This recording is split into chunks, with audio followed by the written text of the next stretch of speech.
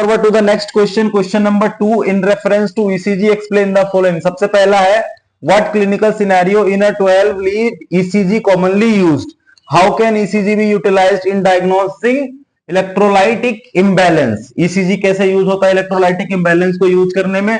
Discuss the role of Holter monitoring in cardiac assessment. अब सबसे पहला आता है ईसीजी का क्लिनिकल एप्लीकेशन क्या है।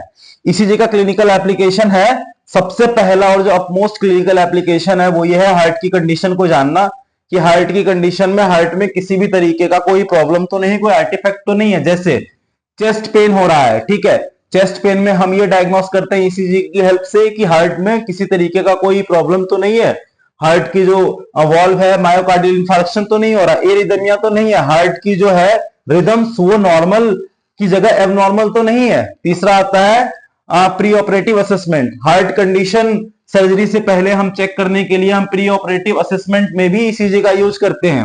उसके बाद आता है रूटीन चेकअप्स, हम रूटीन चेकअप भी कराते हैं उन मरीजों का जिनको पहले से कोई हार्ट रिलेटेड कंडीशन रही है या उनकी फैमिली में कोई हार्ट रिलेटेड कंडीशन की हिस्ट्री रही है। उसके बाद आता है मॉनिटरिंग, अगर कोई प्रॉब्लम आती है, अगर हार्ट में कोई प्रॉब्लम दिखती है, हमें दिखता है कि हाँ हार्ट में प्रॉब्लम है, तो फिर हम उसको टाइम टू टाइम मॉनिटर करते हैं। दूसरा आता है और कौन कौन से एप्लीकेशन है, जैसे हाइपरकेलेमिया की कंडीशन है, हाइपरकेलेमिया की कंडीशन में क्या होता है, टी वेव स्टॉल हो जाता है, क्यूआरएस कॉम्प्लेक्स चौड़ा हो जाता है, पी वेव्स नहीं होता है।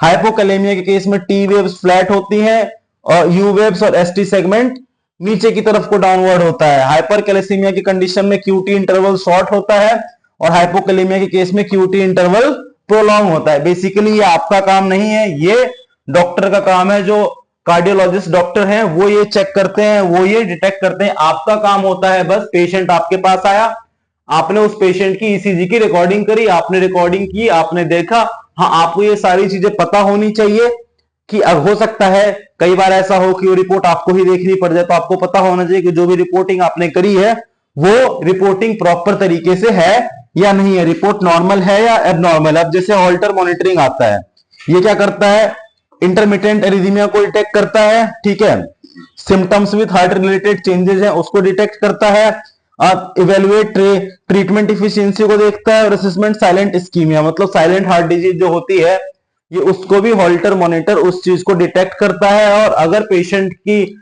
हार्ट में किसी भी तरीके का कोई भी आर्टिफैक्ट होता है तो ये उसको डिटेक्ट करता है, फिर हम वो रिपोर्ट लेके पेशेंट को देते हैं और फिर पेशेंट उसको अपने डॉक्टर के पास, अपने कंसल्टेंट के पास ले जाता है, वो उस रिपोर्ट को देखता है, वो उसके अनुसार उसके अगेंस्ट उसको मेडिसिन प्रोवाइड करता है जिससे आगे चल के पेशेंट के हार्ट में सुधार आता है। यहां पे आपका क्वेश्चन नंबर 2 कंप्लीट होता है।